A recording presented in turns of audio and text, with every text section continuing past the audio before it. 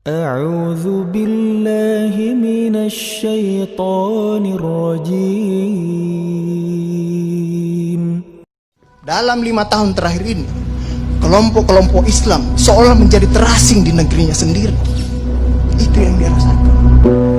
Berapa ulama yang berjuang mendirikan republik ini? Indonesia 80% penduduknya umat Islam.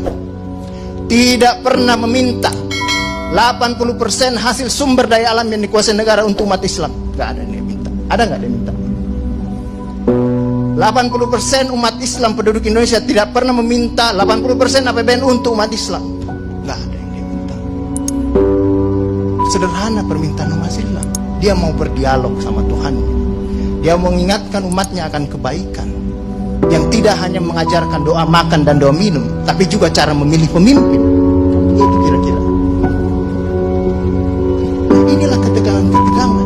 Ketika agamanya dinistakan, kok susah sekali ini membawa ke proses hukum. Muncullah demo berjilid-jilid, yang kemudian berujung ulamanya tidak bisa pulang.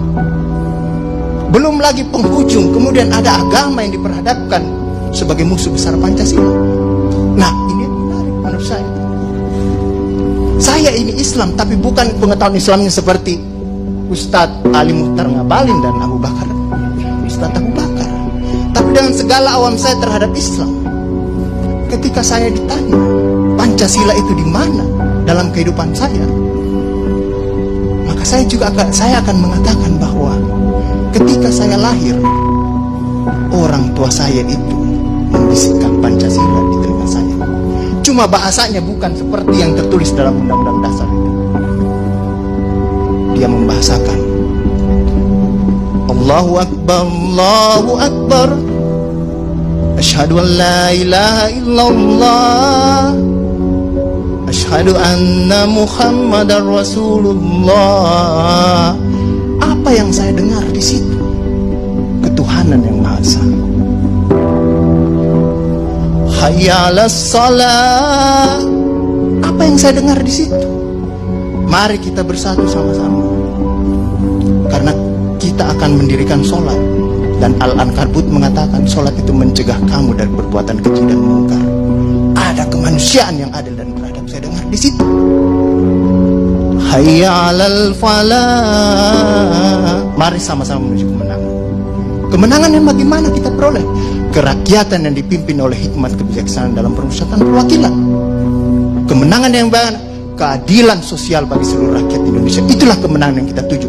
Kita kembali lagi takbir, Allahu Akbar, Allahu Akbar, la ilaha illallah. Kita ulang lagi. Dan Pancasila yang kita tiupkan itu 5 kali sehari, belum selesai di sini, selesai bunyi terus. Ya kan Ustadz kan? Belum selesai di daerah sini, selesai bunyi bertalu-talu terus. Seluruh dunia bertalu-talu. Inilah Islam.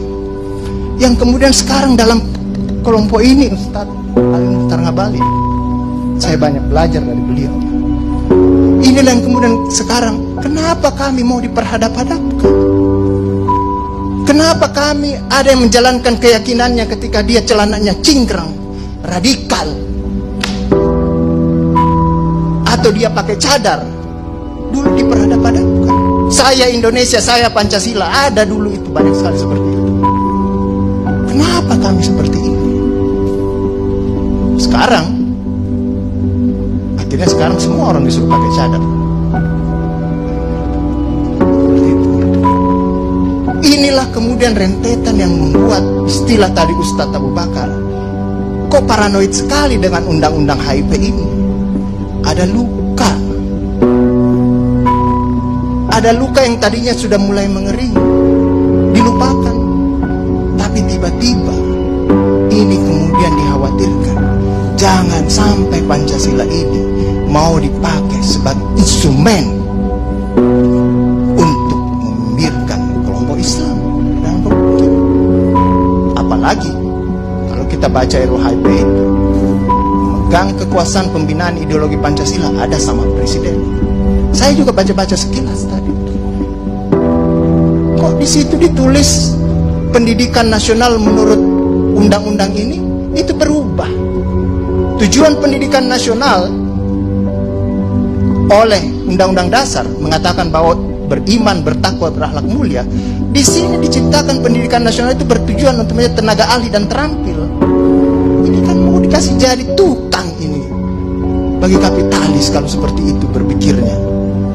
Nah, inilah yang kemudian yang dirasakan oleh kelompok-kelompok Islam dalam perspektif perjalanan konstitusional kita, bahwa ada yang tidak adil dilakukan oleh kekuasaan. Kelompok Islam selama ini tadi yang saya katakan tidak pernah meminta apa-apa. Paling jauh kelompok-kelompok Islam mungkin dapat honor dari negara. Itu pun tidak dipakai untuk foya, dikembalikan lagi untuk membantu negara menghidupkan santri-santri, mencerdaskan kehidupan bangsa, menciptakan manusia-manusia yang beriman, bertakwa dan berakhlak mulia, yang sebenarnya tugas pemerintah itu dikembalikan lagi seperti itu. Itulah yang kemudian mulailah sekarang kelompok Islam sangat hati-hati kalau kemudian Pancasila ditiupkan terus, seolah-olah ini mau dijadikan instrumen untuk memarjinalkan